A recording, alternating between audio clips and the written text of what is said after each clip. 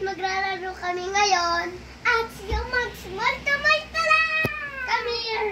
Ah, sige! Nagtago ka na, be! Kukunin na kita. Ay, yasya siya.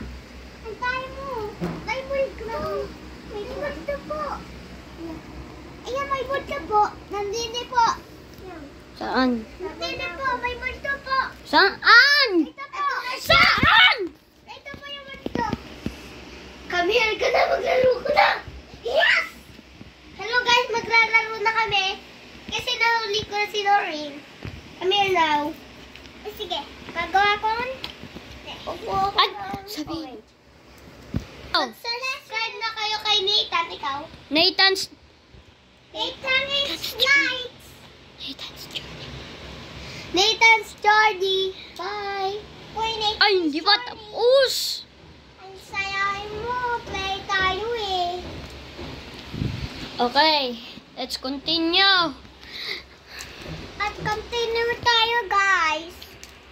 Tara na, guys. Tara na sa hoya.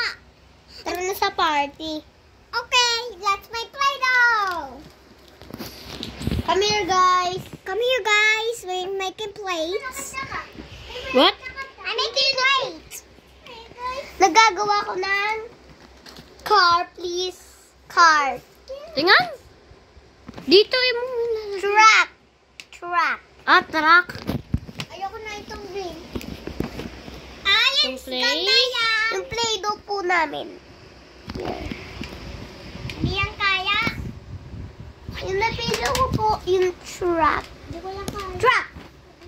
Yeah. Hi, bye. Hi. Noreen, magpakita kayo ng pili mo. Yung plates. Wait lang. Ay, she's pili kaso. Hello guys, ito yung magpipilian. Wait lang. Pipilian ko. Pag may iba ka, huwag mo kita eh. Gagawa ko ng rocket. Wait lang guys. Gagawa ko ng rocket. Uy, wag ka magsabi ng hug guys. Hoy, saan ba yung purple? Gagawa ko.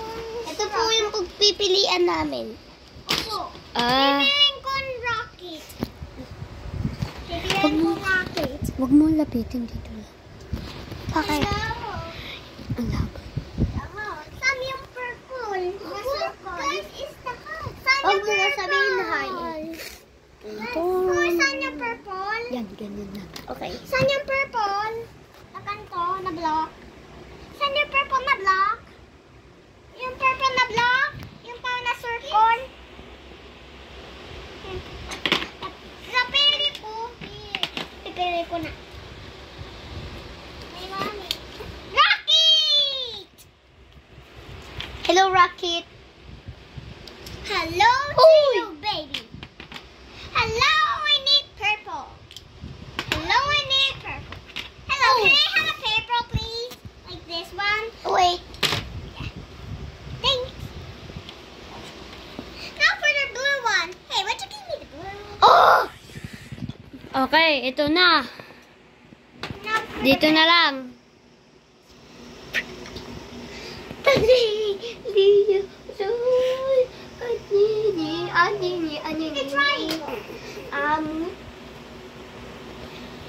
Yan! Rocky! Tingnan natin si Nana. Oh, baby ako. Hello, guys! Ha? Ay, huwag ka magsabi ng guys. Okay. Sabi mo ka magsabi ng okay eh. May baby ako sa tiyan ko. Ay, huwag mag-alay. Hi, guys. See you tomorrow. See you tomorrow. Bye. Oh, hindi pa tapos. Hindi pa tapos. Ari ko! Alam ko sa sabi mo. Hello guys. Bye-bye. Gabi na din. Maglalaro pa kami kasi eh. Diga? Yan sila naglalaro. Videoan mo kami. Sir. Sir, yes sir. Okay, para lang kamera. Usu! Usu! Usu! Usu! Usu! Usu! Ako akong tao. Ako hindi. Magagawa ko ng... Ito yung pregnant siya.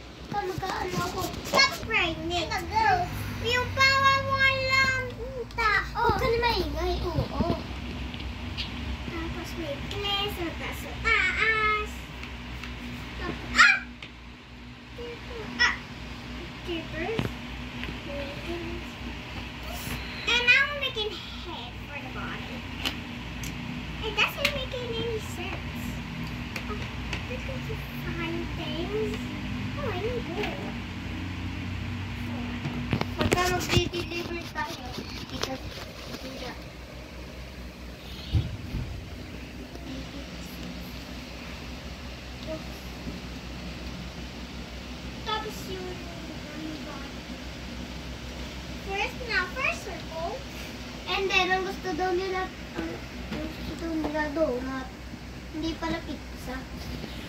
Tawag ko ulit. Tawag ko tao na para pizza. Yeah. Lahat. Tawag ko pizza. Tawag ko pizza and donut. Wait lang, hintayin mo ako. Di-deliver din ako. Di-deliver akong pizza. Ako din. Di-deliver ako ng donut. Ikaw, gagawan kang donut. Mamaya, hintayin mo ako mag-deliver. Okay. Hintayin ako mag-deliver. Cake ba siya? Ay! May video mo ako ngayon. Gusto mo? Daddy, Naglalaro kami. Gusto mo suan? Naglalaro kami. Daddy, Play yan. Daddy, Nag-deliver na Daddy. ako here.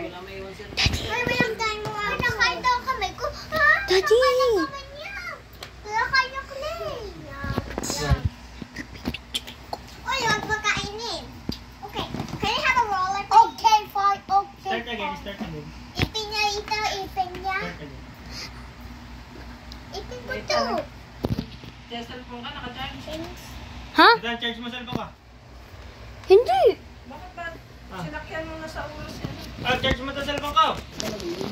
Yan. Paliwanag ng PSA, mas marami kasi ang manggagawang naghahanap ng trabaho. I want a burrito. I want a pizza. Donut. Why I hear your robot?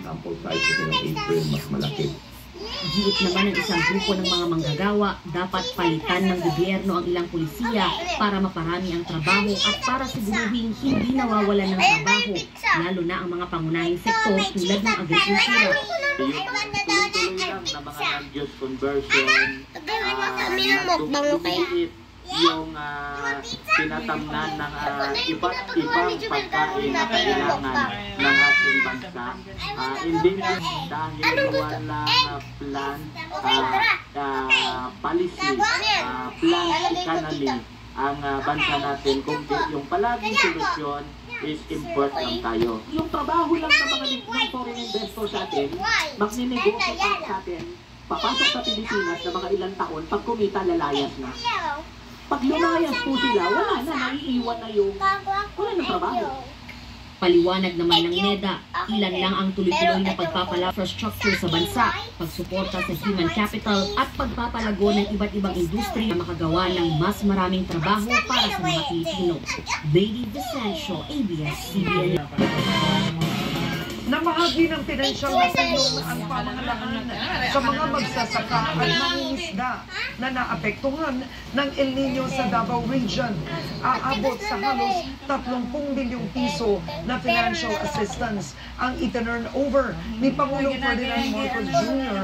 sa mga benepisyaryo sa Davao del Sur at Davao Occidental. Ayon sa Pangulo, nasa mahigit 1,000 pamilya ang naapektuhan ng tagsunod na pinalala ng El Nino sa mga barangay ng Malalag at isod ko na. sa Davao del Sur at Isod ko na. ng pagkawalan ng halos 50 milyong Hindi piso ko diretso ng dyan. mga apektadong agricultural workers. Ang romantic Pinangunahan ng naman. Pangulo ang pamimigay ng perang ayuda at bigas sa Tagum City sa Davao del Tubo na Norte. lang. Bukod sa financial assistance, nabigyan din ng farming equipment machinery ang mga magsasak sa ilalim ng Rice and Corn Program ng Department of Agriculture. Batid natin na ang tagtuyot ay hindi lamang nagdudulot ng matinding pinsala sa ating mga sakahan at palaisdaan. Ito rin ay nagiging sagabal sa kabuhayan at pagtupad sa pangarap ng maraming Pilipino. Ang PAN ay nandito at laging handang umalay at makantulong sa panahon ng kanan.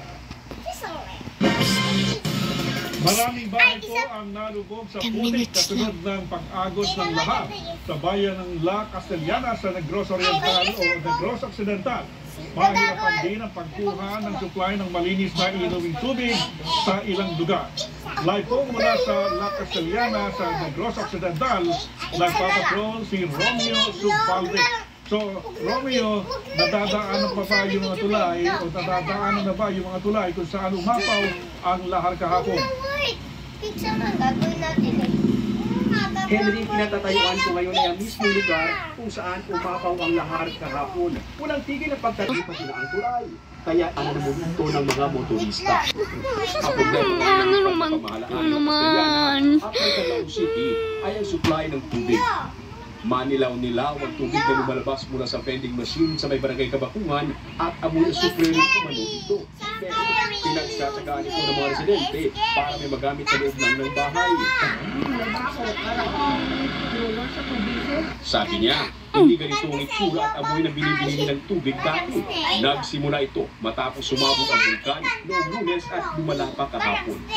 Ayon kay Mayor Rumayla Nicolan ng La Castellana, sa paanan ng vulkan kumukuha ng water supply ang bayan.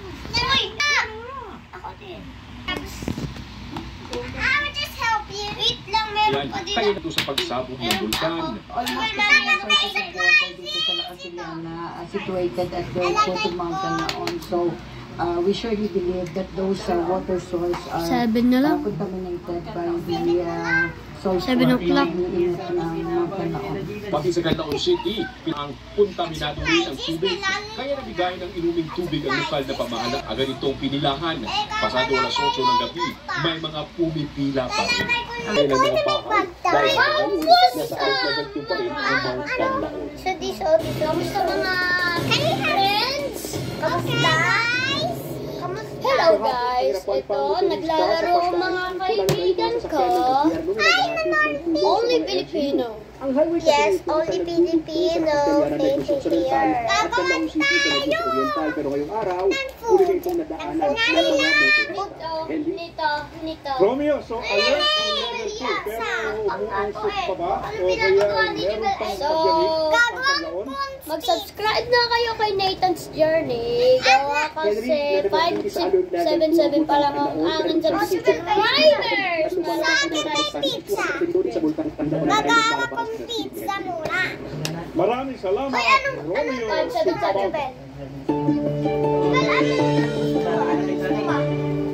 Bakit igagawa namin sa iyo? Ano ang magiging lagay ng panahon mula kay pizza na. Gagawa kong donut. Hoy, yung pinapagawa ni Jubel kay donut. Bernadette, tuloy napaparamdam ang habagat sa kanurang bahagi ng ating bansa. Pero hindi pa ito malakas, kaya hindi pa tuloy-tuloy umaghapon ang mga pag-ulan. At bagamat meron tayong mga pag-ulan sa kanurang bahagi ng Pilipinas, wala naman tayong inaasang bagyo sa ating bansa hanggang sa susunod na linggo. Sa kabila naman po ng mga pag-ulang dala ng thunderstorms sa hapon o gabi, posibleng pa makakaranas pa rin ng maalinsangang panahon higit sa 10 lugar sa ating bansa. Namin sa iyo.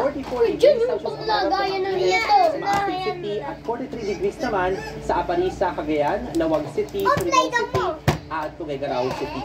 Sa rainfall forecast naman ng The Weather Company para bukas, Biyernes sa Luzon, ito po sa bahagi ng Mindoro, sa may Romblon at Kabikulan. May mga pag-ulan sa ilang bahagi pa ng Luzon.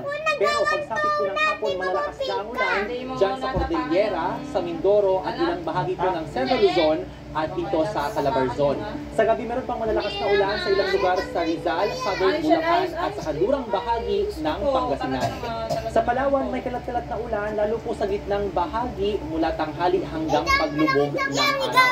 Sa Visayas, tanghali rin po magsisimula ang mga ulan dito sa Western at Central Visayas na dito po sa Leyte provinces.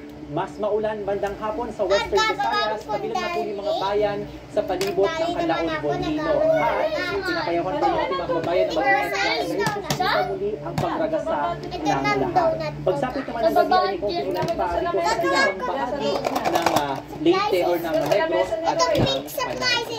Sa Mindanao, may mga pagkakas po sa may Davao, dito po sa may Soxergen, Zamboanga Peninsula at sa Basilan ng tanghali at may malalakas na buhos ng ulan sa hapon sa ilang bahagi ng Bukidnon, Soxergen at Zamboanga del Norte. At sa gabi, meron pang aasahang ulan dito sa Northern Mindanao. Tayo naman sa Metro Manila, aaraw po at mainit umaga hanggang tanghali, pero aasahan ang pagulang dala ng thunderstorm mula hapon, lalo po bandang hapunan dyan sa ilang bahagi ng Caloocan, sa Quezon City at sa Marikina. Atin po ang update sa lagay ng panahon. Ako po si Ariel Ross. Ingat po sa video. Hey guys! Tara na! Ako ni Bambandang Mayor Alice Go, umapila sa ombudsman kaugnay ng suspensyon ng alkalde. At AFP muling iginiit na iligang ang presensya ng China sa Ayungin Shoal sa kabila ng panibagong akusasyon nito laban sa mga tropang Pinoy sa BRT Sierra Madre. Tuloy-tuloy pa rin ang pagtatanim ng pagbabalik ng TV pagkawalan.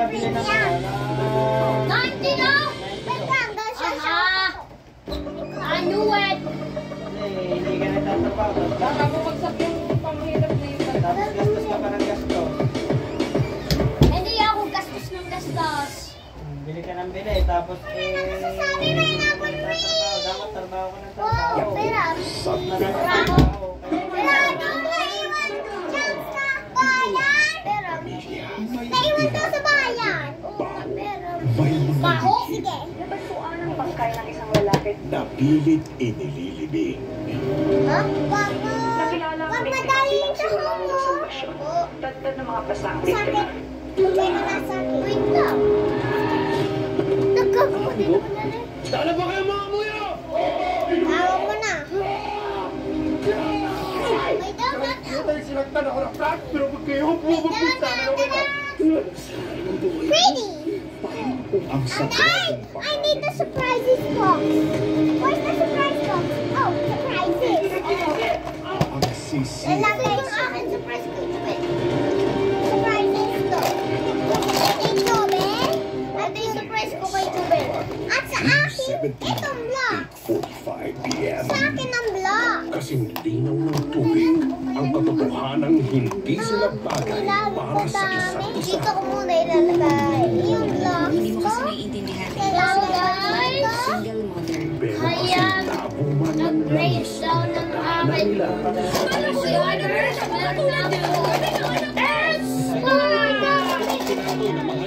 Oh, okay. Nagkawang ko tapos may nabalabi din. Jujubin! Pingi ako. Ako din. Ay, pwede ito ba? Ay, pwede din ako. palaging merong Ano itong pang-Hong Kong? Remember that? Ako, Toy. wala pa talaga pag-asang umibig ang isang tubig at langis. Hindi pa ako. 10:15 p.m. At ito, Sa katabi para may nagningning ang ating kapamilya star sa 2024 Famous Awards. Pinaralan sina Catherine Bernardo bilang Best Actress, Piolo Pascual bilang Best Actor, at L.A. Santos bilang Best Supporting Actor. Tumanggap din ang pagkilala sina Nova Villa, Vilma Santos at Christopher De Leon, Dingdong Dantes at Marian Rivera, at Coco Martin. Nakamit naman ang pelikulang Rewind ang Best Sound Award. Sa kwento ng tagumpay, magkasama tayo. Mababasa yung Play-Doh ko. Yung yellow? Hindi ko pinasa. Sino ba yun? Parang magbibigay ka ng ano. Sino na nakuha ko? Dinagay ko lang. Tapos na yun? Tapos hindi na sticky? Kulang ako. Ay, wala. Wala na sticks. Yung bread. Oo, may sticky. Kaya may wheel. Sa akin, ay, sa akin ring. So, I'm playing with mine. Uy, may ganun. Pero muna, ikagagawa kita. So, I'm playing with my dad now. Ay! Isa swaps natin. Gagawa kita ring. Hala. Am I with the British I'm shipping? Gagawa pang ay, alam ko na order ko dyan ako na Nakatapos mula sa Pogo Hub sa Porac, Pampanga ang isang lalaking di umano ng kidnapping at torture. Inihayag naman ng Presidential Anti-Organized Crime Commission na hindi nila napasok ng sabing Pogo Hub matapos bawiin ng korte ang search warrant laban dito. Nagpapatrol si Anang Broca. Ay, sa akin yan. Napaposas pa sa bed frame ng kamay ng lalaking ito. May black eye at puro pasa ang katawan na matagpuan ng mga pulis at PAO kanina madaling araw sa labas ng compound ng Lucky South 99 na sinasabing Pogo Hub sa Porac, Pampanga. Ayon sa Presidential Anti-Organized Crime Commission, dinukot ang lalaki at tinorture. Ang ginawa niya, sinira niya yung bed frame ng kama para at dinala niya ito palabas para makalabasan. So, nung chinek ng mga pulis natin at in-inspect yung katawan niya, nakita punong-puno ito torture mo. Simula ulo, hanggang paa. Kahapon, inilabas ng PAO ang video ng 2 biktima umano ng torture na sinasabing mga tauhan sa naturang Pogo Hub. Palit tayo. Nilinaw rin ng PAO na hindi nila napasok ang establishmento matapos bawi ng judge ang search warrant. Ang 157 na dayuhan at 5 Pilipino na nagtat na nila na nasa labas ng hub ay pinilakagad ako ng seso at dinala sa Maynila. Ganun nagtakbuhan eh. Tapos yung mga boss, dala-dala yung mga susi, pinagkakandago nila yung mga rooms, yung mga kwarto, yung mga building. So yung iba na naiwan. Ayon pa sa PAO, hindi pa man sila nakakarating sa lugar, ay nakuna na ng video ang ilan sa mga tauhan ng hub na nagpulasan palabas ng compound. Actually, this is pangatlong beses na ito eh. At medyo nalulungkot nga kami kasi bakit nangyayari sa mga police operation. At sinabi ko nga sa PES na magkakaroon ng kumbis sila kung bakit nangyayari ito na Patuloy na hinihintay na maaprubahan ng bagong search warrant para tuloy ang pagpasok sa loob ng compound. Ayon naman sa PNP, may connection umano ang Lucky South 99 sa Pogo Hub sa Babantarlac. Yung mga na-recover po doon ng mga evidence po na mga pwedeng magsabi na itong mga incorporators po ng Lucky South ay kasama po doon sa illegal activities po doon sa Bauxo compound po. Dahil sa pagkakatuklas sa illegal na operasyon ng Pogo sa Porac, Pampanga at mga hinihinalang illegal na aktibidad sa loob ng compound ng Pogo Hub, sinibak ng PNP sa pwesto ang Chief of Police ng munisipalidad. Iimbestigahan din kung may sangkot na lokal na opisyal sa operasyon ng nasabing Pogo. Zian Ambrosio, ABS-CBN. Inakusahan ng China ang mga sundalong Pinoy na sinira at sinamsam ang mga lambat na nilatag umano ng mga mangingislang Chinese sa Ayungin Shoal. Giit po naman ng Armed Forces of the Philippines, illegal ang pananatili ng mga barko ng Beijing sa nasabing pahura na sakop ng exclusive economic zone ng Pilipinas. Nagpapatrol, Bianca Damo. Sa ulat ng opisyal na news agency ng China na Xinhua, mahigit 2,000 metro ng lambat ang umano'y sinira ng mga tropang Pinoy na nakaistasyon sa BRP Sierra Madre sa Ayungin Shoal, habang mahigit 100 metrong lambat ang kanilang kinumpiska. Hindi nagbigay ng detalyadong tugon sa issue ang Armed Forces of the Philippines. Pero giit ng AFP, iligal ang pananatili ng mga barko ng China sa loob ng exclusive economic zone ng Pilipinas. Tanging ang Pilipinas ang may karapatan sa nasabing lugar. Sabi ng International Affairs Analyst na si Professor Renato De Castro, may karapatan ng AFP na baklasin ang mga lambat. Dagdag ni De Castro, hindi naman pangingisda ang tunay na layunin ng paglalatag ng China ng fishing nets malapit sa BRP Sierra Madre. It's not been installed by the Chinese fisher folks. They're installed by the Chinese Coast Guard to impede a normal routine naval and in fact even humanitarian operation. Dagdag ng AFP, ang bagong akusasyon ng Beijing ay para ilihis ang atensyon sa tunay na issue, ang nagpapatuloy ng mga iligal at agresibong aksyon ng China sa West Philippine Sea. Bagay na sinang-ayunan ni De Castro. They accuse us of hyping the tension in the South China Sea, so they're trying to basically distract the narrative, the discourse, and basically telling the world we are the one that's triggering the tension. Nauna dito, inakusahan ng Beijing ang mga Pilipinang sundalong nasa BRP Sierra Madre na tinutukan ng bala ang mga tauhan ng China Coast Guard. Itinanggi ito ng AFP. Sa katunayan anila, nakipag-agawan ang CCG at itinapon sa dagat ang mga pagkain para dapat sa mga tropang Pinoy sa naturang barko. Nangyari ang insidente noong May 19. Naghain na rin ng panibagong diplomatic protest ang Department of Foreign Affairs kaugnay nito. certainly it was an illegal And act. what Sime, you Well, we'll little see boy, what you we wanna can do play in the order field? to maintain our sovereign rights, but we're always open to talking with China and other countries on how we can manage our I want a disputes. pink card. Bukod I want sa a pink pag-agaw at card. pagtapon ng food supplies,